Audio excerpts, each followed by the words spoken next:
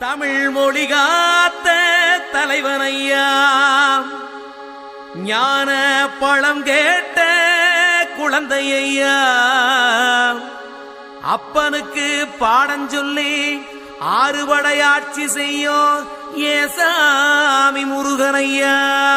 வெற்றிவேல் முருகனுக்கு.